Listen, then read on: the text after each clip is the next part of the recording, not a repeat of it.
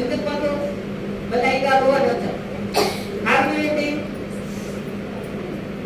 కారణం ఏంటి? మన మన ప్రార్థనకి శక్తి లేదు.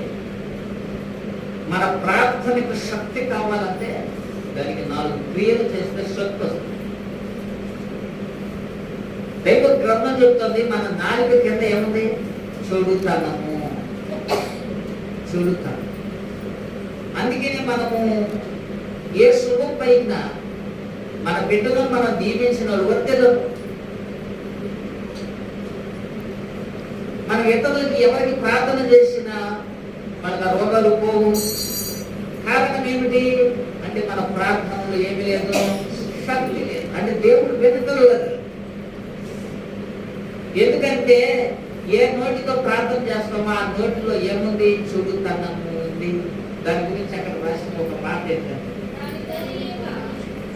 దాన్ని పోనీయక అమ్మ చెడుతనమును పోనీయక భద్రము చేసుకునేది నోట దానిని ఉంచుకొనిది. అయినను వారి కడుపులో వారి ఆహారము పులిసిపోయెను. వారి లోపట 4 పాముల శిశు. అందుకనే మనం దాచుకోకూడనివి మనం మాట్లాడే తీరు కూడా ఏదో వర్తిల్లాలంటే ఎక్కడ వదిలేస్తాం? వర్తిల్లాలంటే ఎక్కడ వదిలేస్తాం? వర్తిల్లలేము. మన పైకి రాలేము, మన బిడ్డలను పైకి తీసుకున్నాం. మనం యేసు ప్రభువు నమ్ముకున్నప్పుడు ఇంకప్పుడు ఉండేవి. ఇంకెప్పుడు యేసు ప్రభు నమ్ముకున్నప్పుడు స్వార్థి లేదు, ఇప్పటికీ లేదు. యేసు ప్రభు నమ్ముకున్నప్పుడు లేదు ఎన్ని రోగాలు ఉన్నాయో ఇప్పటికీ అన్ని రోగాలు ఉన్నాయి. మార్పు ఎక్కడ వచ్చింది? మార్పు లేదు. మార్పు లేదు. మార్పు రావట్లేదు. మన ప్రవర్తనలో మార్పు రావట్లేదు.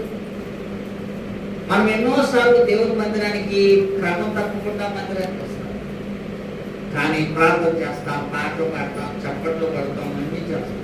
కానీ ఎందుకో మార్పు రాదు.